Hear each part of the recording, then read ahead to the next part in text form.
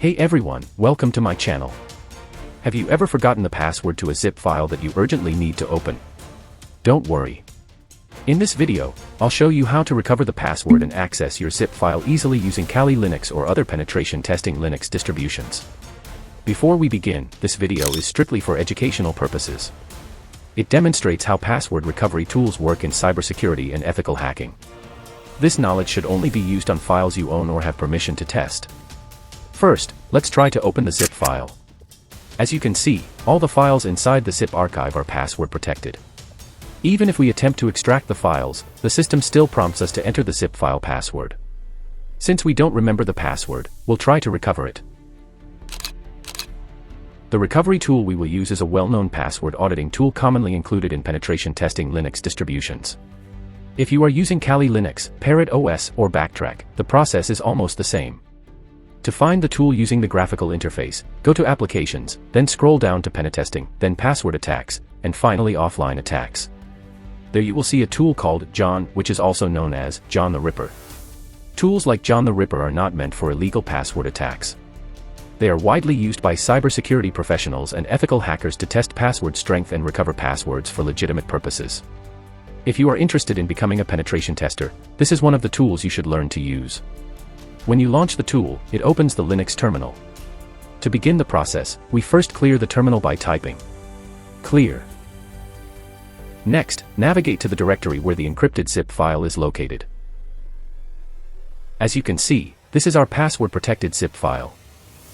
The first step in recovering the password is to generate a hash file from the zip archive. We do this using the zip2john tool, which extracts the encrypted hash from the zip file and stores it in a text file.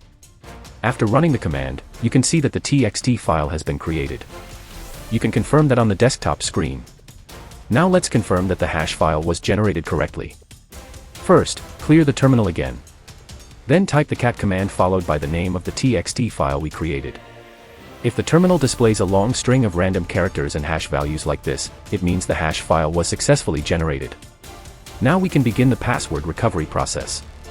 Type the John command followed by the txt file we generated earlier and press enter. At this point, John the Ripper will begin attempting to crack the password. This process may take a few seconds or several minutes depending on the password complexity. While the tool is running, here's a quick explanation of how password cracking works. Password recovery tools like John the Ripper attempt thousands or even millions of password combinations. They compare each guess against the encrypted hash extracted from the zip file. When the correct password generates a matching hash, the tool identifies it as the correct password. This technique is commonly called brute force or dictionary attack, depending on the method used. Let's wait for a few seconds for the tool to finish the recovery process.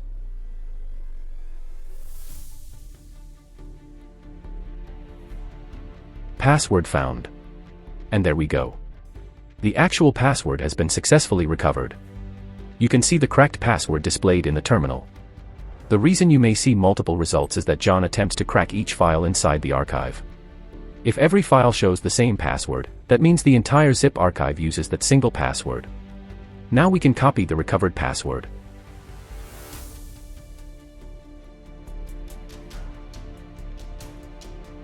Let's go back to the zip file and try to extract it again.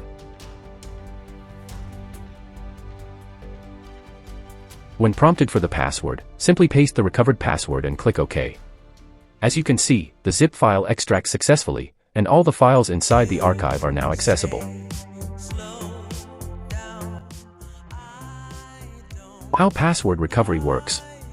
Password recovery tools work by analyzing encrypted password hashes rather than directly attacking the file itself. They repeatedly generate password guesses and convert them into hashes. When one of those generated hashes matches the original encrypted hash, the correct password is discovered. This is why weak or common passwords can often be recovered very quickly. Final disclaimer. Please remember that tools like John the Ripper should only be used for ethical purposes, such as recovering your own passwords, performing authorized security testing, or learning cybersecurity techniques. Attempting to access files or systems without permission is illegal and unethical. Always use these tools responsibly. If you found this video helpful, please like the video, subscribe to the channel, and turn on notifications for more ethical hacking and cybersecurity tutorials. Thanks for watching, and I'll see you in the next video.